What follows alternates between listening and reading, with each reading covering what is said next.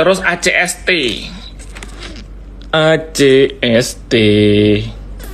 Akset Indonesia. Akset Indonesia itu bergerak uptrend, tapi kalau teman-teman mau masuk ACST, saya kasih clue ya. Enaknya tuh masuk di sini nih. Thread 206, karena saya asumsikan besok dia masih bakal merah, terus besoknya lagi di sini nih. Nah, jadi candle ini bakal mungkin ya 2 hari ke depan tuh bakal kayak gini nih.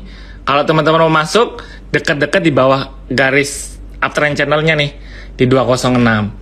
Ini kalau saham kayak gini kan, dan bahkan kalau teman-teman lihat ya, dia itu selalu ada di atasnya EMA20-nya. Nah, ini kan enak nih. Jadi bisa diasumsikan ketika dia udah dekat-dekat EMA20 baru teman-teman masuk. Karena dia reboundnya itu ketika dia dekat-dekat EMA20. Dan sekarang kan masih jauh nih. EMA20-nya masih di 198, tapi hari ini dia closing 214. At least dideketin dulu lah. Dideketin kan berarti ini kan di sini nih di 206. Nah, di sini nih enak kalau teman-teman mau masuk untuk ACST.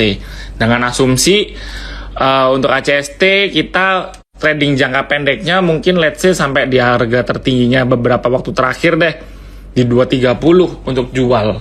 Ya menurut saya masih oke kalau teman-teman mau masuk. Indi, wah semangat nih sama Indi ya. Indika Energi teman-teman harus agak gimana ya bilangnya ya. Indika itu kan sekarang fokus bisnisnya udah nggak batu bara ya. Mereka jualan motor listrik lah, udah melakukan bisnis energi terbarukan juga. Jadi kalau teman-teman mau coba analisis sudah nggak begitu bisa dengan asumsi harga batu bara naik, ini pasti diuntungkan. Jadi nggak kayak Adaro, nggak kayak ITMG, nggak kayak Bumi gitu. Tapi ya memang kalau misalkan kita lihat strateginya Indi untuk ngurangin porsi batu bara kan masih ke depan. Jadi buat jangka pendeknya harusnya masih oke lah. Dan dia menurut saya pergerakannya uptrend. Tapi ini kok sudah harga premium? Apakah mungkin turun? Menurut saya sih mungkin. Kalau saya lihat dia ini malah lebih berpotensi turun ketimbang berpotensi naik untuk Indi. Gitu. Jadi buat teman-teman kalau misalkan udah hold, ya nggak apa-apa buat taking profit. Tapi kalau misalkan belum punya, masih banyak kok saham batu bara lain yang potensi upside-nya masih lebih tinggi daripada Indi gitu. MDKA sama FPNI. FPNI apa ya? Saya nggak pernah dengar ya. MDKA dulu ya. MDKA baru rebound dari support nih. Nah, kelihatan banget nih. Dia dari triangle-nya baru rebound. Kalau misalkan naik, dia kan di sini ada gap nih. Gapnya cukup gede ya. Di 4.700 sampai 4.970. Potensi nutup gap nggak? Mungkin. Tinggal pertanyaannya kapan. Karena gapnya ini kan udah dari Juni, Juli, Agustus, September. Udah dari hampir 4 bulan yang lalu. Untuk dia bisa naik sampai ke gapnya balik lagi, ya menurut saya at least 2 bulan sampai ke 4.700. Karena sekarang ini buat trading jangka pendek oke nih MDKA. Saya nggak ngomongin jangka panjangnya ya. Kalau gap ini kan jangka panjang. Ini kan sekarang dia lagi di area hari ini kan dia baru rebound dari area support di 3.900 sampai 4.000 deh. Enaknya gitu kan. Untuk jangka pendek dia sampai ke 4.470 masih sangat mungkin. Gitu. Jadi buat teman-teman kalau misalkan nih let's say besok baru masuk beli di harga opening atau diskon dikit dari openingnya kan di 418 hari ini kan closing 4180 ya, antri 4160 4150. Asumsi jualnya nanti kalau mau jual di 4470, siapin target supportnya di 4080.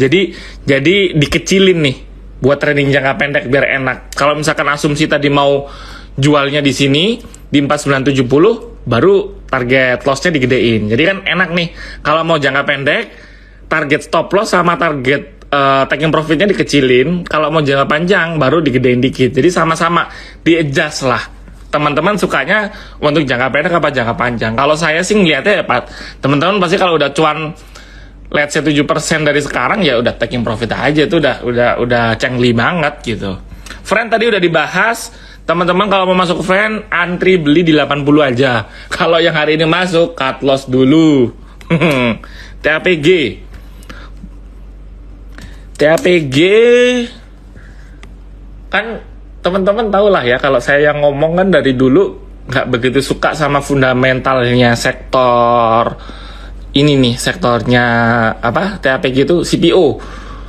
Dan ini pun juga terbukti dari technicalnya dia jebol, jadi dia false breakout nih kan. Dia kan dari sini kalau teman-teman lihat kan, wah ini dia bisa naik tinggi nih. Apalagi ketika turun dia rebound naik, jebret. Ternyata di sini dia false breakout ketika nembus angka 730-an.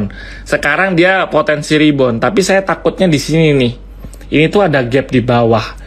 Saya coba gambar aja ya biar kelihatan jelas. Nah, dia itu ada gap di sini. Duh, gapnya itu di 655 sampai 670. Kalau saya sih bilangnya dia lebih mungkin untuk nutup gap dulu di 655 ketimbang dia hari ini rebound balik ke 700-an. Dan secara teknikal pun juga dia udah di bawah MA20-nya. Jadi dari klasik resistennya, klasik support resistnya aja dia udah ketembus. Dari MA20-nya juga udah ketembus. Jadi potensi untuk dia nutup gap di 655 lebih besar. Kalau teman-teman mau memang suka sama saham TAPG atau saham-saham, ya kita ngomong TAPG doang deh, nggak usah ngomong saham CPO yang lain. Kalau suka sama TAPG, kalau misalkan mau masuk atau ternyata nyangkut nih, saya udah beli di 720 atau udah terlanjur beli di 730, ya antri belinya di dekat 655 aja, di sini nih di deket gapnya gitu. Pegas sih lagi, kok TAPG lagi sih? Ntar ya, Pegas sih lagi 2 kali double top loh ini. Teman-teman agak hati-hati loh ya. Walaupun memang dia double topnya kayaknya bakal dicurangin nih. Maksudnya dicurangin itu nggak jadi. Mana sih gambarnya? Oh ini kan double top. Ini top pertama, ini top kedua. Tapi orang-orang tuh bisa berasumsi beda sama saya. Ini nggak double top, ini bisa potensi ngebentuk ini nih. Nah, dia malah lebih berpotensi ngebentuk flag triangle, continuation bullish flag. Continuation bullish penan ding, kok bullish flag. Kalau flag kan lurus ya. Kalau yang segitiga ini bullish penan. Nah, kita tinggal tunggu tanggal mainnya aja nih. Teman-teman lebih percaya dia ke double top atau lebih percaya dia bakal melanjutkan penguatan? Kalau melanjutkan penguatan ya berarti dia bisa naiknya sampai ke sini. Sampai ke 2230 dengan asumsi kita masuk di harga sekarang, dia bisa nembus angka 1970 baru dia ke 2230. Kalau misalkan beneran nih, kita pakai skenario yang pertama dulu. Oh, dia bisa naik ke 2230, butuh waktu berapa lama? Ini kan dia pertama kali ngebreak ini di Agustus pertengahan. Tanggal berapa sih ini? 9 Agustus. Ya, kita hitung 1 bulan lah. Mungkin dia bisa sampai ke 2230 ya 1 bulan ke depan. Kalau misalkan kita masuk sekarang ya. Nah, kalau misalkan ternyata dia nggak ngebentuk continuation bullish, penan, malah dia turun. Kalau ternyata dia turun, berarti turunnya jangka pendeknya turunnya sampai ke berapa gitu kan. Menurut saya sih kalau turunnya at least sampai dekat-dekat di sini sih 1800. Hari ini kan dia tutupan 1875. Ya kalau teman-teman PD sama Pegas, kalau saya sih lebih baik dia ranging dulu deh. Karena naiknya ini candlenya ini nggak enak nih dilihat ya. Jadi ambigu mau ke arah mana. Kalau ranging kan enak nih. Oh ya udah berarti candle ini nggak usah kita bahas, dia kita tinggal bikin support resist yang baru dari area rangingnya itu. Kalau sekarang kan ini masih bingung nih. Ini dia mau berbalik arah atau melanjutkan penguatan gitu kan. Kalau misalkan saya sih nggak suka dengan ketidakpastian, grafiknya masih belum jelas, lebih baik tunggu aja untuk Pegas. BRMS. BRMS. Wadaw, BRMS jebol. BRMS jebol nih. Tapi hari ini rebound. Hari ini dia rebound dari 220, tutupan di 226. Tapi saya sih berani masuk nggak? Pertanyaannya gitu kan. Enaknya masuk nggak kalau BRMS? Ini kan dia soalnya dia false breakout ya. Kalau saya sih mau masuk BRMS, strateginya sama kayak friend. Masuknya 30% aja. Jadi kita antri di 226 ya harga closing. Kalau ternyata dia jebol, ini dia ada support lagi di sini nih. Di 206. Jadi masuknya 30% di 226 harga closing hari ini. Kalau ternyata dia naik, ya udah kita berarti cuma tuannya 30% dari dana kita. Tapi kalau misalkan dia turun, kita masih punya sisa 70% buat nampung di harga bawah. Tapi menurut saya sih kemungkinan dia bakal naik sih, karena dia udah 2 kali ya. 2 kali dia mantul di support. Ini ketiga kalinya dia hari ini dia mantul, harusnya bisa bagus. Tapi ini bagus nih. Kalau saya lihat ini kan nama candlenya ini kan doji ya. Ini pembalikan arah dan sekarang pun juga doji. Tapi dojinya ini dia garisnya agak ke atas nih. Saya agak takut nih. Kalau ini kan konfirmasinya enak nih. Nah, kalau ini tuh agak membingungkan. Jadi lebih baik masuknya kalau 30% kedikitan ya udah 40%, 60%. Masuk sekarang, besok antri di 226 masuk 40%. Terus kalau ternyata turun, kita masuk lagi di bawah di 206 kayak gitu. Doit ada buyback lanjutan. Tadi kita udah bahas Doit, Arto juga udah. Dewa Behit. Wah, ini nih Dewa nih. Dewa. Sebentar, Dewa itu masih bagus. Dewa itu masih oke lah. As long as dia, ini kan dia itu orang tuh lagi suka nih sama Dewa. Kenapa? Karena dia itu harganya tanggung. Jadi secara psikologis, harga Dewa itu kan dari kemarin itu di range harga 80 sampai 90. Orang-orang tuh asumsinya harga ini mahal nggak ya? Harga ini bisa nembus angka 100 nggak ya? Yang mengakibatkan apa? Yang mengakibatkan tuh orang itu dari kemarin itu asumsi pada beli nih di sini. Makanya kan volumenya ke-create kalau kita coba bandingkan dengan yang kemarin-kemarin ini kecil nih. Nah, ketika dia naik, orang-orang asumsi nih, pada beli nggak ya? Pada jual nggak ya? Dan ketika dia turun pun, kalau teman-teman bisa lihat, yang jualan di sini tuh nggak banyak. Jadi orang-orang tuh masih pada pegang nih. Ya kemungkinan let's say pada pegang yang beli di 80, mungkin masih ada yang beli di 70 masih nampung,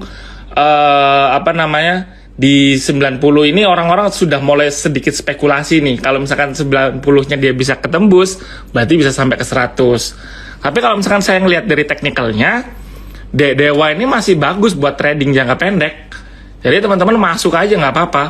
Toh juga ISG-nya lagi bergeraknya lagi sideways, pasti saham-saham kayak gini tuh yang lagi rame dimainin sama investor retail gitu.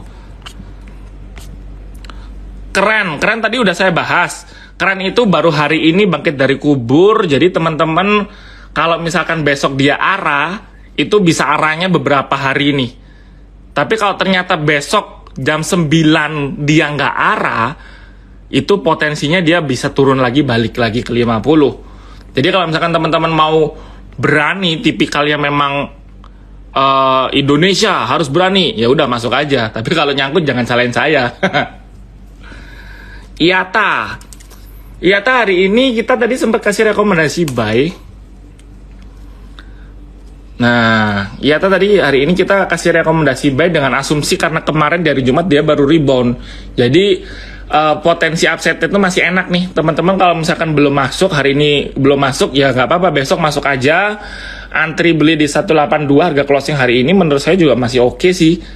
Jadi dengan asumsi target jualnya di angka 208 ya. Supportnya untuk IATA di 170. Kalau mau masuk aja karena dia baru break area sideways-nya dan kayaknya dia itu bukan false breakout. Jadi beneran nge-break beneran nih dengan volume yang volume belinya juga cukup tinggi ya. Harum, IATA kan udah ya. ESA, amonia naik, sahamnya turun. Nah, ini salah siapa nih? Ayo, kalau Kalau fundamentalnya bagus tapi teknikalnya turun, terus yang bener berarti fundamental apa teknikal, itu kan suka jadi permasalahan. Harum dulu ya, habis itu baru Esa. Harum masih harum sih. Harum masih harum karena dia masih bergerak uptrend. Memang hari ini turun, tapi saya ngelihat juga karena dia jangka pendeknya banget ini, dia udah di harga premiumnya nih. Nah di sini, jadi dia ya kalau misalkan turun, teman-teman kalau mau antri di 1.800 lah, atau kalau mau main aman 1790, 1795. Tapi pergerakannya masih uptrend sih, belum patah arang nih untuk Harum untuk bergerak naik. Jadi kalau misalkan mau masuk aja. Nah ini Esa nih, Amonia naik tapi harga sahamnya malah turun. Nah, tapi kalau misalkan teman-teman lihat nih, jangka pendek masih uptrend loh. Uptrendnya juga enak nih. Jadi teman-teman kalau misalkan mau masuk, menurut saya ya, kenapa kok harga sahamnya ini turun? Orang-orang itu pada trading nih di sini. Teman-teman lihat nih, grafiknya tuh beneran rapi banget loh. Ijo ketika udah sampai harga premium, merah. Ketika udah di bawah, ijo lagi naik. Ketika sekarang merah. Nah, sekarang kalau saya bilang sekarang waktu yang paling pas kalau mau masuk buat Esa. Tadi dibilang harga amonianya naik, tapi orang lagi banyak trading. Ya udah nggak apa-apa, masuk aja. Toh ini juga dari technical masih bergerak uptrend kan, gitu. Jadi kalau teman-teman mau masuk masih boleh. Tapi ini kan hari ini kan berapa? 115 ya. Batas stop loss-nya di 10.90. Jadi kalau misalkan teman-teman mau masuk, antri belinya 1115 aja, nggak boleh lebih di bawah itu. Karena kalau misalkan lebih di bawah itu, batas stop loss-nya kan jadi makin turun. Batas stop loss-nya makin turun, makin jauh nih. Jadi bilangnya, dia udah keburu patah channel dulu, teman-teman baru stop loss. Kan nggak enak. Lebih enak itu stop loss-nya pas ketika dia patah channel. Dan ini kan dia lagi potensi untuk rebound atau patah channel nih. Jadi kita belinya di sini aja. Antri beli 1115, tapi stop loss-nya di 10.90. Jadi rasio stop loss sama belinya tuh deket. Gitu. Jadi biar enak nih. Kalau teman-teman mau betting, kalau misalkan rugi ya dari 115 ke 10.90 kan nggak ada 1%. Jadi masih oke gitu. Seger, wah. Seger sekali malam ini. Seger, dia tidak sama dengan namanya, sama sekali tidak seger. Dia masih bergerak downtrend ya teman-teman. Jadi nggak suka saya bergerakannya, volumenya juga kecil, volumenya habis. Secara fluktuasi harganya juga nggak ada. Jadi candlenya kecil-kecil, jadi nggak enak buat di tradingin. Lebih baik cari yang lain aja, oke? BP itu kemarin minggu lalu tuh banyak orang trading nih, nggak tahu kalau sekarang. Minggu lalu tuh lagi banyak yang, gitu, oke. BP itu orang-orang spekulasi masuk semua nih.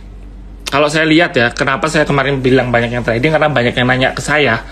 Tapi kalau saya ngelihat dari grafiknya, orang-orang itu kebanyakan spekulasi. Nggak ada yang mau beli banyak, tapi yang jual juga ragu-ragu mau jual. Akhirnya dia sideways-nya kelamaan nih. Sideways kelamaan gini tuh menurut saya nggak enak. Kenapa saya bilang nggak enak? Jadi orang yang kemarin beli di sini itu pasti udah bosan, udah pada jualan pelan-pelan di sini nih. Teman-teman lihat nih, volumenya merah hijau, merah hijau, merah hijau, merah lebih banyak merahnya.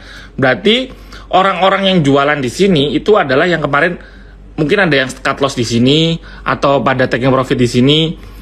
Nah, sekarang di sini berarti orang-orang itu sudah mulai pada spekulasi nih. Spekulasi ini tapi saya bilang kelamaan nih, udah 1 bulan lebih kok harganya nggak kemana-mana. Jadi kalau teman-teman mau masuk BP, lebih baik enaknya itu ketika dia udah ke-create nih.